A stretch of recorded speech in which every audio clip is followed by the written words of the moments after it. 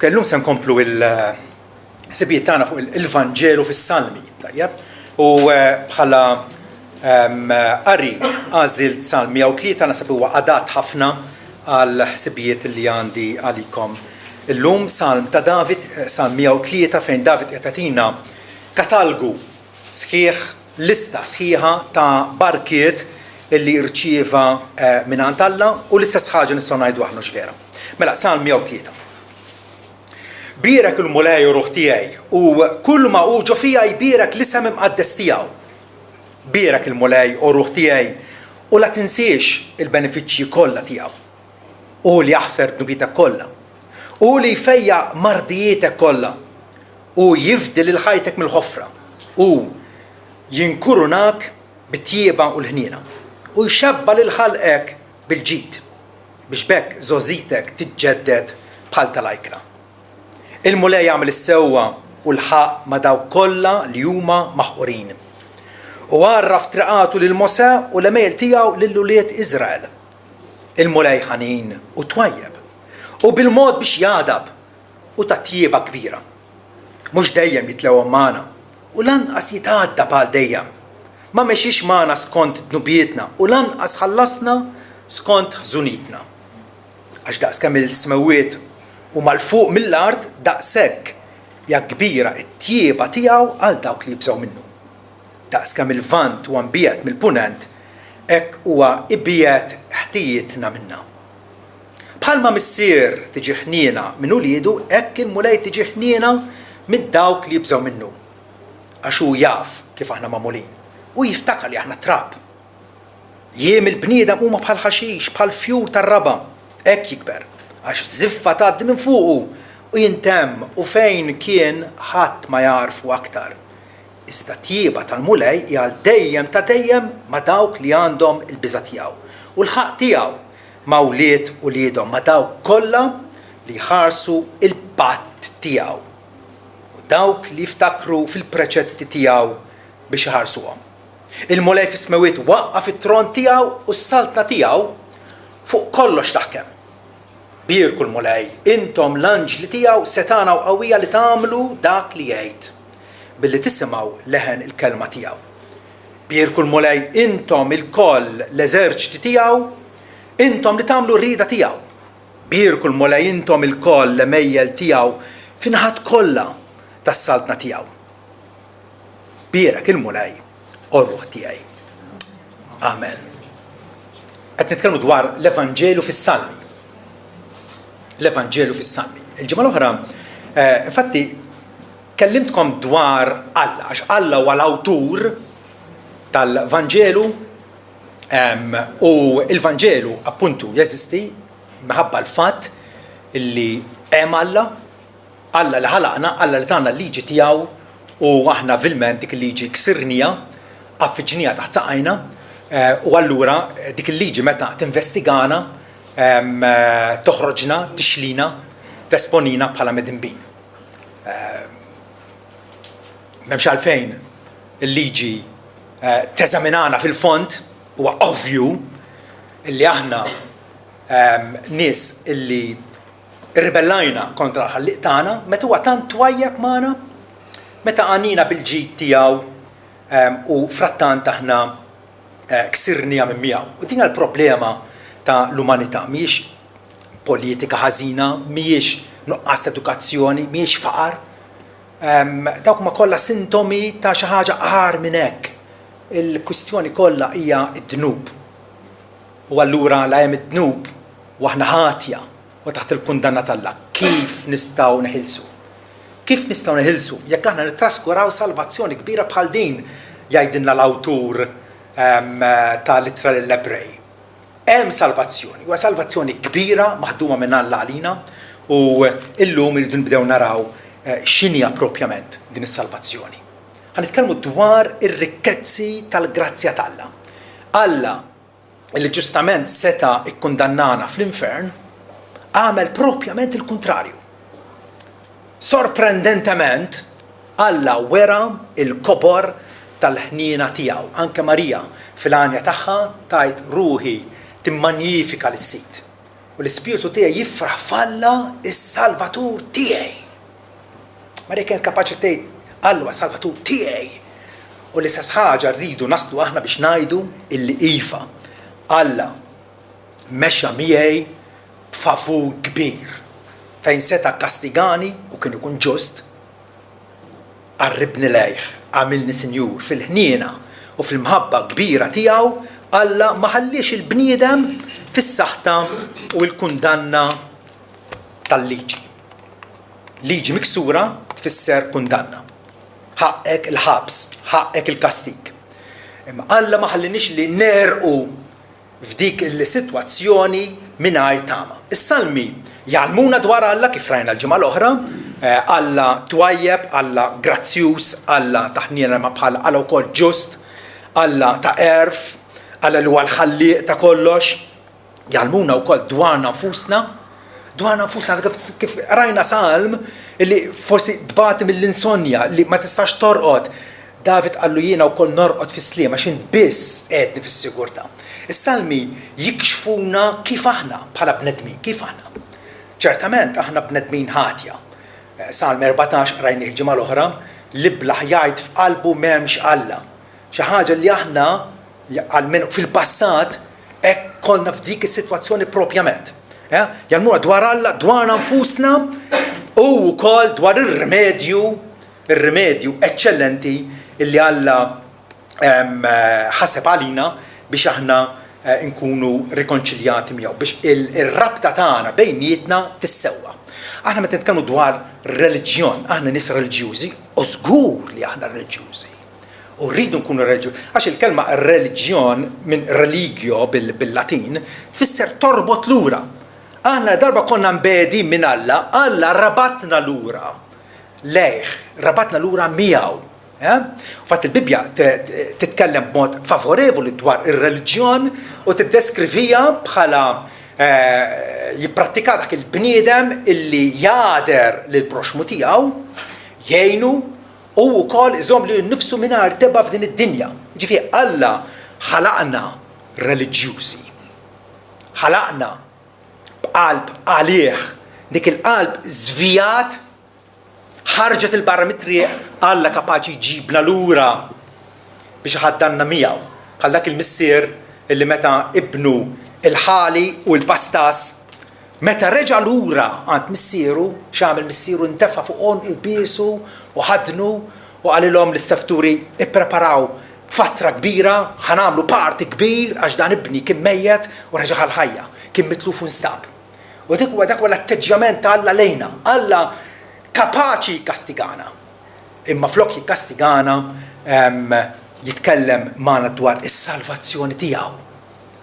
U fis-Salmi naqraw Salm 3 vers 8 is-salvazzjoni tappartieni lil mulej. Is-salvazzjoni hija tiegħu. Ħadimha hu u jagħtiha lil min jogħġbu hu. Ġesu qal jiena irċivejt awtorità biex nagħti l-ħajja ta' dejjem lil dawk kollha li inti tajtni o missieri. U allura din is-salvazzjoni rridu nkunu sensibbli u nixxenqu għaliha. U nfittxuha b'qalbna kollha bħala l-ħaġa l-aktar neċessarja għall-eżistenza kollha tagħna. Is-salvazzjoni tappartini għas-Sid. U din hija aħbar tajba il għaliex li kieku mhijiex is-salvazzjoni tiegħu u Alla fit-tjubitu jagħtiha lil bnedmin, kieku aħna ma nistgħux naħdmuha għalina nfusna. Ġesu fatti hawnhekk jaqtanna żarra jgħidilna dak li huwa possibbli għall bnedmin huwa possibbli għal Alla. U s-salmi jiċċelebraw dan il-fatt illi Alla huwa salvatur. Alla huwa feddej. Alla huwa dak illi qiegħed fil-gandot ma tistax tinqala minnu imma Alla jinżel biex jiġbrok mill dik il-qagħda miżerabbli tiegħek. Issa, din hija xi ħaġa meraviljuża. Forsi minħabba li smajnija ripetutament u forsi jiena nisimgħuha mindu konna tfal ċkejknin, nitilfu l-faxxinu tagħha, ma nibqgħux impressjonati daqshekk. Frattant David f'Salm 8 ara x'jgħidu lil Alla. Meta nikkonsidra smewwiet tiegħek, xogħol subajk, il-qamar u l-kwiekeb li inti ħtart. X'inhu l-bniedem biex inti jimpurtak minnu, jew bil-bniedem biex inti żżuru. David kien raj, u sikwit kienu kun bin-naċ ta' missieru Ġessi fil-kampanja anke bil-lejl u meta jkun dlam ċabba il-kwiekeb joħorġu u ibessawk u jaffaxxinawk. U David, għadha ħares dis-sema, miżgħuda bil-kwiekeb dawn il-ġojjelli u d-djamanti kollha jiddu. U kien jaf li hemm ħafna. U kien kapaċi jgħodhom kien jgħod madwar 5,000-6,000 skont il-vista tiegħu. Da se kapaċi noddu bajnejna. Għatifem. U David kien immeraviljat. Dan l-univers li inti ħlaqt ismewtu l-art. X'inhu l-bniedem? Tantx kejknin aħna. 6 piedi li żjed. U David kien meraviljat. U ma kienx jaf l-avvanzi ta' xjenza fl-astronomija tal-lum. Illum inkejlu d-distanzi bejn il-kwiekeb bil-light years. Issa id-dawl jivvjaġġa 164 mil fis-sekonda. 164,000 mil fis-sekonda. Allura kemm jivvjaġġa f'sena? U l-kwiekeb minn waħda għall-oħra hemm light years minn waħda għall-oħra. U David ma kienx jafu da. Ma kellu ebda idea tal-vastezza tal-univers. U frattant bil-ftit li kien jaf xorta waħda kien affaxxinat. Mule, int jimportak minna? Għandek univers tant vast u jimportak minna? Jew x'inhu bin il-bniedem biex inti iżżuru? U iżżur fis-sens li jinteressak minnu. Alla jinteressaħ minna. Ma dan għandu jgħaġġibna.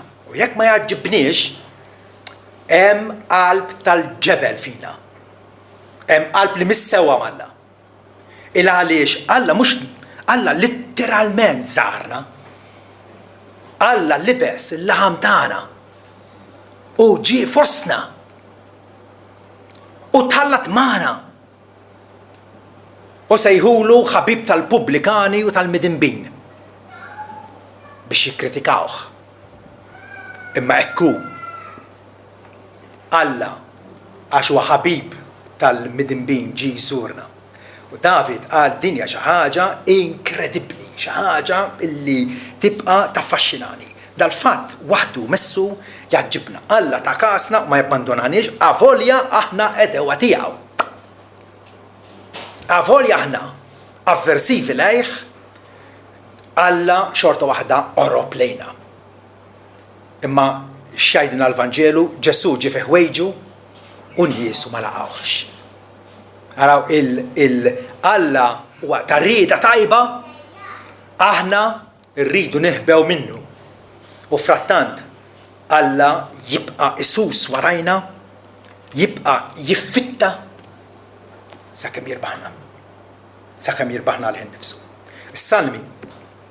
Is-salmista hawnhekk jesprimi xewqtu li Alla ibierek lin-niesu. Li Alla ibierek in-niesu.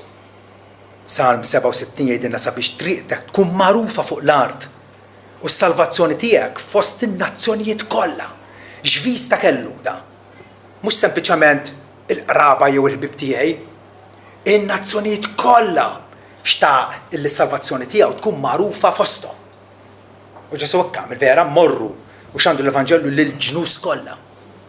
Min jemmen li tagħmel tkun salvat. Fis-Salmi avolja nkitbu mijiet ta' snin qabel ma twieled Ġesu Kristu. Nisimgħu diversi tabbiriet minn qabel dwaru. Is-Salmi huma dwar Ġesu. Din stabilejnija Ġesu nnifsu qal illi Mosè il-profeti u s-Salmi jitkellmu dwari. Il-Bibja, Testament il-Qadim, titkellem bi-profezija dwar Ġesu Kristu. U tippreżentah bħala rimedju illi bih aħna nistgħu nkunu illiberati mid-dnub. Nistgħu nkunu meħlusa mid-dnub. Id-dejn tiegħek ikun ikkanċellat darba għal dejjem. Min għandu dejn ma' xi bank lokali, Tajjeb, li kieku tajlu dak il-ħin stess, ħan nikkanċellaħulek dak id-dejn. Xa tkun ir-reazzjoni tiegħu jew ma jemnikx għax ikun forsi kburi. U jrid jibqa' sa 60 sena iħallas il-loan. Jew jifraħ u jiġi għandek u jirringrazzjak. Alla bi Kristu Ġesu jikkanċella d-dejn tagħna darba l dejjem u jeħlisna mill-infern, minn Xeol. Fil-Testament il-Qadim kien imsejjaħ Xeol, mill-kundanna eterna. Il-ħżiena se jirritornaw lejn Xeol imqar il-ġnus kollha li jinsew il-Alla. Ġifieri is-salmi qegħdin jistednuna tinsewx il-Alla. Alla fih ngħixu nitħarku għana l-istess eżistenza tagħna. Alla qed juri l-preżenza tiegħu ma' kullum kien. Il-bniedem fil-bluwa tiegħu irid jinsieħ il-Alla. Ma Alla xorta waħda joqrob lejna. Alla annunzja, Alla ħabbar lill-Ibnu stess bħala l-Messija l-unzjonat tiegħu lil Ġesu Kristu unzjonaħ biż-żejt u ċoe bl-Ispiritu Santu bagħtu fid-dinja biex ikun il-ħellies tagħna. Salm 2 jitkellem dwarek u jgħid Alla madankollu jiena qed is-sultan tiegħi fuq Sion fl-għolja imqazza tiegħi. Qed jitkellem dwar Ġesu illi ħattru bħala s-sultan tal-ġnus. Imbagħad ukoll is-salmi jgħidulna li bih bil-Messija se jerġa' jirbaħ l-univers u lill-bniedem għalih innifsu. Bħalissa l-univers jinsab taħt saħta, jitniet, mtaqqal bid-dnub tagħna, imma Alla jillibra kemm lil u lilna għal glorja tiegħu innifsu. Ġesu wkoll imbassar bħala Assis sultan. Xi ħaġa stramba għal dakinhar għax jew tkun assis u ma stax tkun sultan. Jew tkun sultan ma stax tkun assis. Ma Ġesu huwa imħabbar b'mod sorprendenti bħala assis u sultan. Skont l-ordni ta' Melkisedek, jiġifieri skont ordni il-kwalità tas-saċerdozju tiegħu, tas-saltna tiegħu hija interminabbli. U ma tgħaddix għand ħaddieħor. Salm 110, jekk ma niżbaljax huwa il-vers l-aktar kwotat fil-Patt il-Ġdid, Salm 110 vers 1. Il-mulej jgħid il-sidi, oqgħod fuq l-yemin tiegħi, saman qiegħed l-edewwa tiegħek mirfes taħt riġlejk. Il-missier qed ikellem il-libnu Ġesu u jgħidlu oqgħod fuq l-yemin tiegħi, saman qiegħed l-edewwa tiegħek kollha mirfes taħt riġlejk. Jiġifieri ir-rebħa ta' min ħadd tkun. Deċiżivament hija Alla u ta' dawk kollha illi jarfu il-Messija tiegħu. Ġesu wkoll dak illi kellu jiġi biex jagħmel ir-rieda sħiħa Alla. Għal darba għandna storja umana illi mill-bidu Adam xellifa. U aħna li ħriġna minnu magħmul issa fuq xbija tiegħu u allura midinbin bħalu. Imma hemm wieħed li onorah l-Alla bla ebda falliment, impeccabilment, perfettament. Huwa ibnu Ġesu. Is-salmi jitkellmu dwar il-ħajja perfetta ta' Ġesu. Salm 40 pereżempju vers 7 jgħid qed jiena mbagħad hawn jien huwa Ġesu qed jitkellem hawn. Hawn jien ġej fit-tikbiba tal-ktieb hemm miktub fuqi. Jien nifraħ meta nagħmel ir-rieda tiegħek Alla tiegħi. Iva, l-liġi tiegħek hija ġewwa qalbi. Ġesu darba lil-Lut qalilhom min minnkom jixlin bid-dnub, ħadd ma fetaħ fommu, ħadd. Għax kien jafu l-bniedem perfett. U litra lil-Lut tikkwota tad-diskors propjament għal Ġesu, preferenza għal Ġesu. Is-salmi huma wkoll miżgħawda bi profezziji dettaljati dwar il-ħajja, il-ministeru, il-mewt, id-difna u l-qawmien ta' Ġesu Kristu. Hija xi ħaġa mill-aktar impressjonanti illi għandna l-istorja ta' Ġesu minn qabel ma saħħet. Minn qabel ma saħħet. Pereżempju illi n-nies bagħduh mingħajr raġuni lil Ġesu. Bagħduh kienu kontri mingħajr ma kellhom raġuni valida. Salm 35 vers 19 jgħid tħallix il-dawk li għal xejn b'xejn huma l-dewwa tiegħi jifirħu minħabba fija. Lanqas il-dawk li bagħduni għal xejn jagħmżu lil xulxin għalija. U Ġesu jikkwota fil-preżenza tad-dixxiplu jgħid bħalmu miktub fil-liġi tagħhom bagħduni għal xejn. Ġesu għal perfett mibawd, mingħajr raġuni, miċħud, irredikolat, isofri, kien mislub u saħansitra jara l-mewt. Salm 22 huwa d-deskrizzjoni dettaljata tal-Kalvarju. Salm illi letteralment qajjimlek ġismek xewk. Il għaliex kif jiddeskrivi mill-ewwel sentenza li tibda Alla tiegħi, għalfejn abbandunajtni. U Ġesu jikkwota fuq is-salb meta kien msammar mas-salib. Jikkwota. U ħafna jaħsbu li dik hija talba li talaba dak il-ħin lill-Alla, li baqa' jafda fih. In-nies kienu jiċċikawh. Salva ħaddieħor mhux kapaċi jsalva lil nnifsu, fada falla, ara xi ġralu. U Salm 22 jiddeskrivi li kien imdawwar mill-klieb jimbħu lejh immu kien qiegħed jafda falla mqarsa tmiem. Aktar minn hekk bħala prova li huwa salvatur awtentiku u mħabbar fis-salmi kellu iqum mill-qabar. M'għandniex draw aħna u laqqas użanza u laqqas tradizzjoni li naraw nies mejta iduru fiċ-ċimiterju tal-Addolorata, vera? Għalkemm forsi hemm min jibsa jmur u għax jaħseb illi jara xi ħaġa. Però nafu fiċ-ċert il-mejtin ma jqumux. Imma s-salmi jgħidu illi Ġesu kellu jqum. U x'ġara? Hekk ġara. Ġesu għall-ewwel frott ta' dawk illi raqdu. Xi ħaġa inkredibbli għall-loġika umana. Għax aħna nafu li katavru spiċċa jibda jiddeterjora jsir trapp. Trapp kontu, trapp teġa ssir. Frattant, isimgħu Salm 16. Li Pietru jikkwotah f'Pentekoste. U jgħid, dan miktub minn David jgħid. Imma mhux David mhux qed jitkellem dwar innifsu, imma billi kien profeta jitkellem dwar il-Messija, dwar Ġesu. U jgħid hekk ara. Qed lis-sit kontinwament qudiemi peress li huwa fuq l-eminja tiegħi min issa nkun immirjed. Għalhekk qalbi ħienja u l-glorja tiegħi tifraħ, laħmi wkoll se jgħammar fis-sigurezza.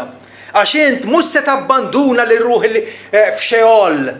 Lanqas min se tħalli l-qaddis tiegħek jara t-taħsir. Għalhekk Ġesu qam mat-tielet jum għax mar-raba' jum il-ġisem jibda jitħassar. Ġesu qam mat-tielet jum.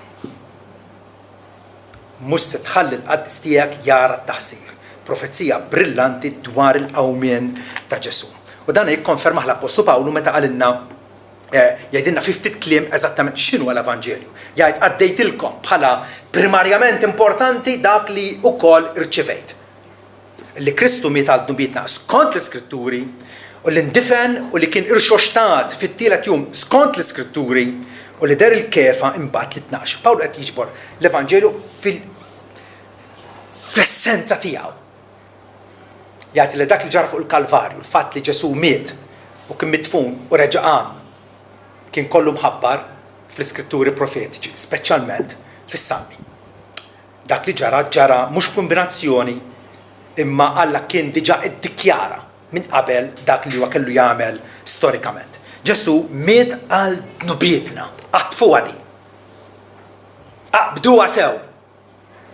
Anzi ngħid miet għal dnubieti. Palma qal l-Apostlu Pawlu, Kristu ħabb lili. Aħna nafu li Alla hekk ħabb id-dinja. Imma din għamilha personali issa. Kristu ħabb lili. U tali nnifsu għalija. Dak huwa l-Evanġelju. Illi miet biex jagħmel tpattija sħiħa u adekwata għad diżubbidjenza ingrata tiegħi. Jien li fallejt il-Alla, Ġesu għamel tajjeb għalija. Ħal kastig minn floki. Pietru jispjegalna meta jgħidilna il-ġust miet minn flok l-inġusti biex iressaqhom lejn Alla. Għalhekk miet Ġesu. Biex iressaqna lejn Alla, biex iħabbibna lura miegħu. Ġesu jirrikonċiljana ma' Alla u jaqlana l-maħfra tiegħu. Alla ma setax kapriċċjożament jagħlaq għajnejh u billi nagħmlu dnub ma jimpurtax. Daqshekk. Le, Alla u Alla ġust.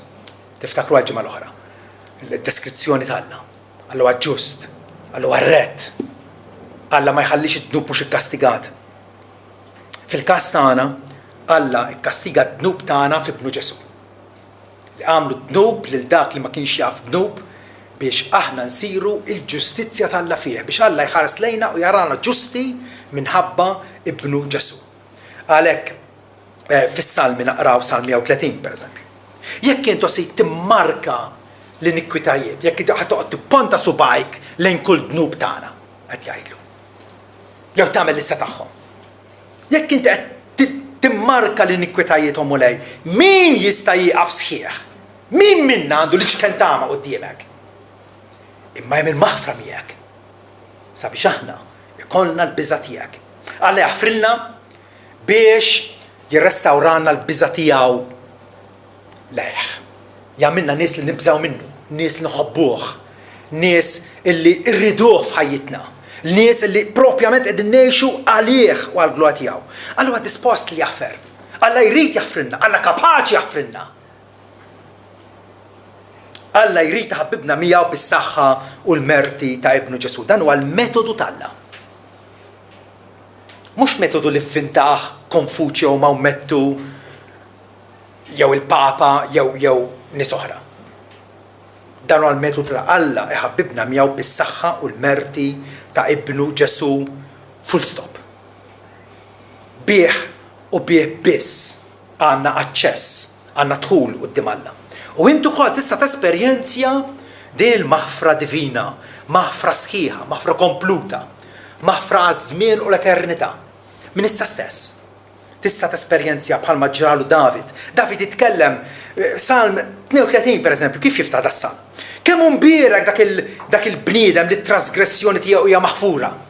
Kemm għandu jkun ferħan il-bniedem li jaf li Alla ħafirlu d-dubietu qed jgħid? Li d-dnubu amotti. Kemm mbierek il-bniedem li lilu s-sit ma jodlux l-inikwità. Alla jaf li aħna ħtejna kontrih, id-diżonorajnieh u frattant ma joġġ dak ir-reat tagħna kontrina. Għax għoddu kontra Kristu. U għalhekk Kristu fuq is-salib qal Alla tiegħek għalfejn abbandunajtni? Abbandunah biex jirċievi lilna.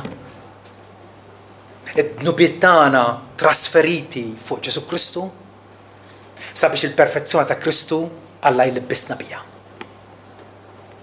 Hemm aħbar isbaħ minn hekk, aqwa minn hekk f'din id-dinja, illum għandi 60 sena u fuqhom u għaddi ma smajtx aħbar li tibda taqarreb lejn din il-faxxinu tal-imħabba tal-Alla. Alla li jiġġustifika lil-midneb. Lil-midneb, Alla jridek illi int you plead guilty quddiemu. Illi tajt jinħati. Illi jiena iblaħ għax għext bħalli kieku Alla ma jeżistix. L-iblaħ jgħid f'qalbu m'hemmx Alla. Dik hija l-pożizzjoni tiegħek. Meta inti tistqar ħtietek, Alla jkun f'pożizzjoni illi jittrattak bħalma inti tassew u iva jiġġustifikak. La darba il-fiduċja tiegħek hija f'Ibnu Ġesu, id-dnubiet tiegħek jisfaw imħassra, ikkanċellati.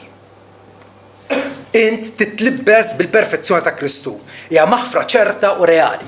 David kien jaf biha, David kien jaf li rċevija minn għand Alla, seta' jgħid bil-konfidenza Salm 103, daqskemm il-vant u ambijat mill-punent daqshekk bogħod neħħa it-trasgressjonijiet tagħna minnha. Kemm mbijat il-vant mill-punent ma jiltaqgħu qatt, il-vant ma jiltaqgħux. Ma jiltaqgħux, daqshekk ieħor Alla biet il-ħtijiet tagħna minnha. Alla jirrestawrak fix-xirka tiegħu. L-Evanġelju huwa proprjament biex aħna nkunu restawrati fih dan il-mulej illi saħansitra jadottana bħala ulied fil-familja tiegħu. Jinkurunana bit-tjubitu. L-istess Salm 103 jgħid u ma trattax magħna skont dubietna. Kieku tratta magħna skont dubietna, m'hemmx tama lina. Ma trattax magħna skont dubietna. Lanqas ma pattilna skont l-inikwitajiet tagħna għax daqskemm is-smewiet huma għoljin fuq l-art. Hekk hija kbira l-imħabba soda tiegħu lejn dawk li jibżgħu minnu. Forsi x'darba kont fuq ajruplan u għaddejmu fuq il-muntanji, u tara taħtek dik daqshekk hija kbira l-imħabba tjiba talla lejn dawk illi jibżgħu minnu. David, apposta qrajtilkom dan is-Salm 103 il għaliex jgħid birek il-mulej ruħ tiegħi u tinsiex u kull mowġu fija birek li sem qaddes tiegħu, birek il-mulej ruħ tiegħi u tinsiex il-benefiċċji kollha tiegħu. Aħna bħala Kristjani inkantaw qod barkietek. Meta taħt il-ħallet tikkumbatti int, meta qod malaj barkietek waħda għalik u tiskanta xtaq Alla u x'għadu jrid jagħtik. U David għamel dan l-eżerċizzju. Salm 103 beda jgħod il-barkiet talla. U qed jgħid tinsiex il-benefiċċji kollha tiegħu. U forsi l-ewwel barka li tiġina f'moħħna meta nitkellmu Alla kif barikna. X'ħatkun dik l-ewwel barka? Isimgħu David. Jiena nimmaġina bil-pinna jew bir-rixa f'idu u ħibda jsemmi il-barkiet talla. L-ewwel waħda. U l-ewwel waħda hija dejjem importanti. U li jaħfer dnubietek kollha. Wow! U li jaħfer dnubietek kollha, mhux nofshom, 99 minnhom. Kollha. Il-kont imqatta maħruq fin-nar m'għadux jeżisti. Id-dnubiet tiegħek huma msamra mas-salib, Kristu elibhom bl-irxox tiegħu. Mhux hekk biss, imma qam minn bell-imwiet u tela lura fis-smawiet.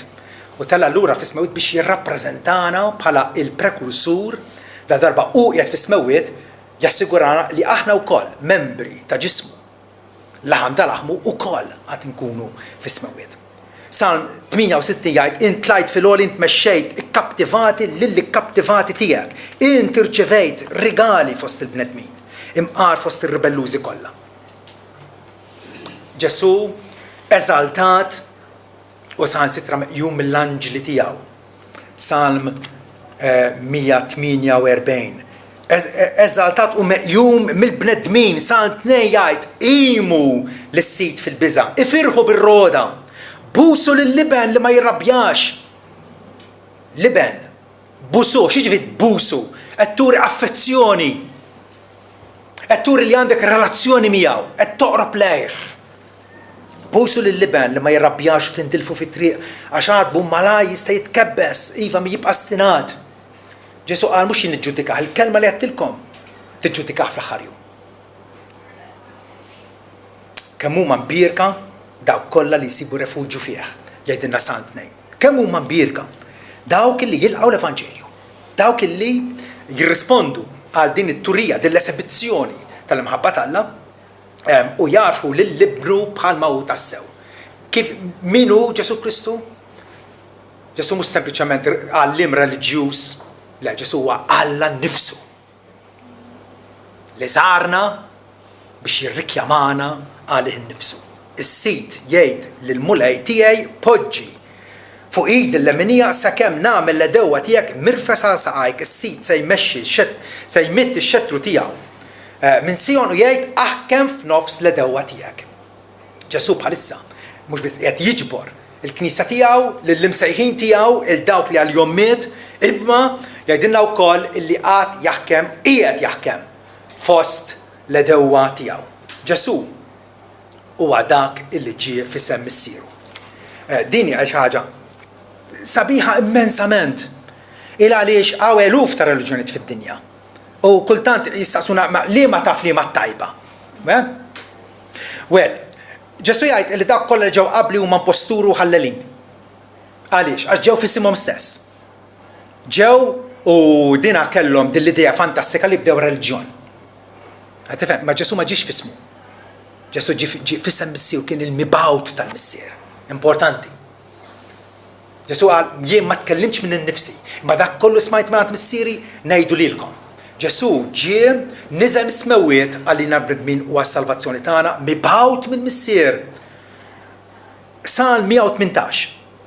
huwa profetizzat hekk dwaru. Osit salva nimplorawk, osit nimplorawk ibgħat il-prosperità. Imbierek hu dak li ġej fisem is-sit, aħna berikniekom minn dar is-sit. Tafu fejn kwotawh in-nies dan is-salm? Meta Ġesu kien riekeb fuq il-fellu tal-ħmar, dieħel Ġerusalemm bħala s-sultan trionfanti, is-sultan ta' Iżrael, u jgħidulu imbierek dak li ġej fisem is-sit. Ħożanna, salvana ġifieri. Magħruf bħala dak li ġie fisem il-mulej. Ġesu ukoll skont is-salmi kellu jassumi it-tron ta' David. It-tron ta' David. Tron li Alla qallu lil David, qallu minn ġembejk stess. Se nqajjem sultan nagħtih it-tron tiegħek u s-saltna tiegħu ma tintemm qatt. U dik il-bwieta finalment seħħet f'Ġesu magħruf bħala bin David. Hekk jibda Mattew il-Vanġelu tiegħu vera, il-ktieb tal-ġenealoġija ta' Ġesu Kristu bin Abraham bin David. Ġesu wired it-tron ta' David, tron li huwa għal dejjem ta' dejjem. Is-sit ħalef lil David verità li minna mhux se jdu lura jgħidilna Salm 132. Mhux se jġib dielu mill-frott ta' ġismek jien se nqiegħed fuq it-tron tiegħek. U l-frott ta' David minn ġembejn David huwa propjament Ġesu Kristu. Is-saltna ta' Ġesu hija saltna dejjema. Saltna għal dejjem.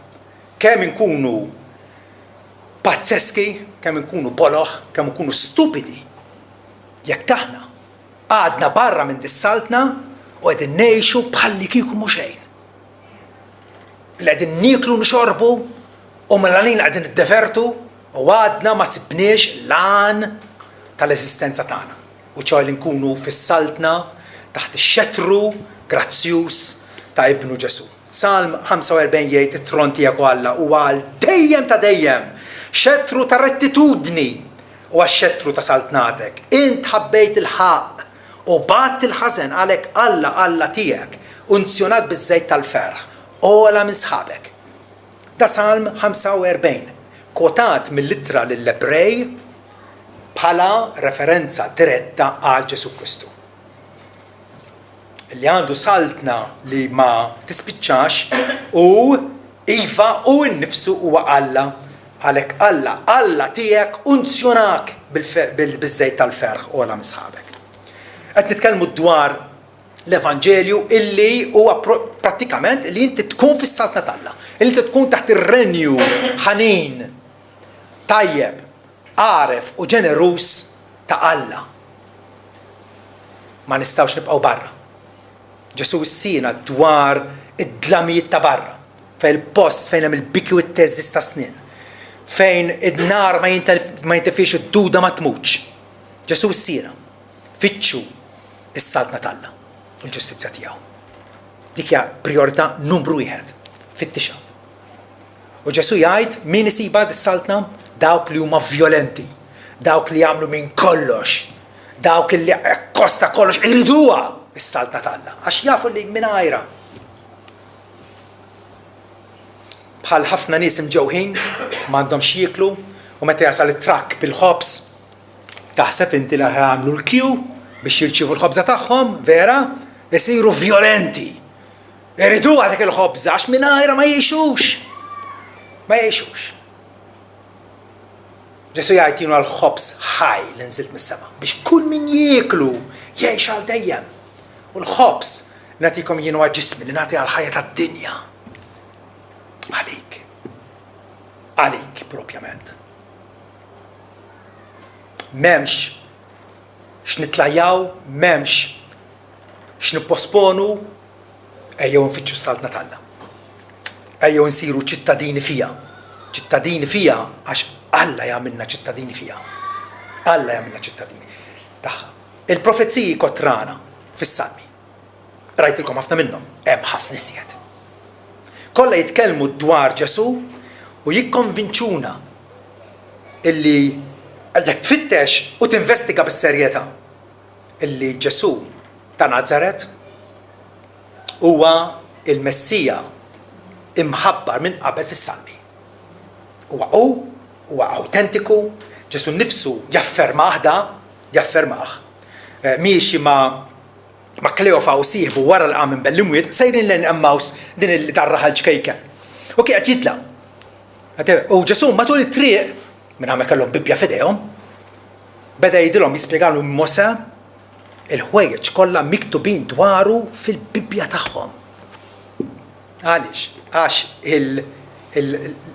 il-patt l-antik huwa kollu dwar Ġesu.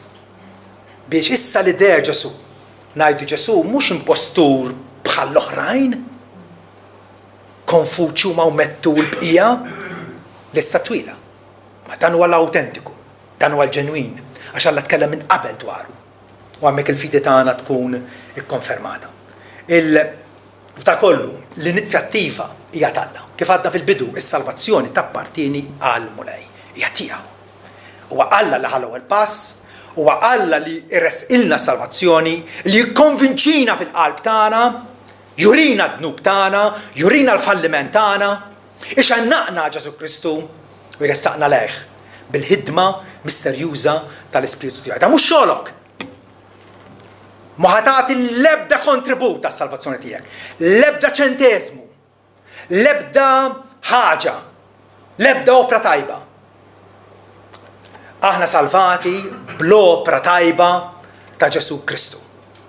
U meta Lut saqsewh lil Ġesu, għalluna x'għandna nagħmlu biex naħdmu l-emejjel talla, biex naħdmu l-opri talla. U Ġesu qallhom din hija l-opra talla, li intom temnu f'dak li bagħtu. Ġifieri il-fatt li aħna minna l-ġurnata, dik hija l-opra talla għalina u fina. Altrimenti qatt ma stajna nduru lejn Ġesu Kristu nsibu l-maħfra talla fih. Kemm imbierek jgħidilna Salm 65, kemm imbierek dak li inti tażlu Alla u ġibru ribek biex jammar fil-btijiet tiegħek. Wow! Alla jagħżilni u jqarribni lejh biex nammar fil-btijiet tiegħu.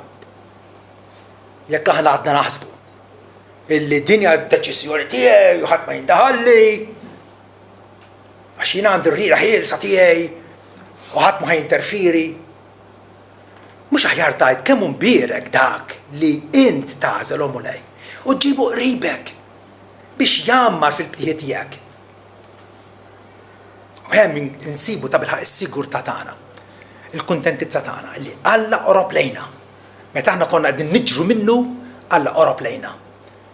Arrestana bit-tjieba tiegħu. Ħafrinna. U issa qed jitrenjana biex aħna ngħixu għalih. Amen.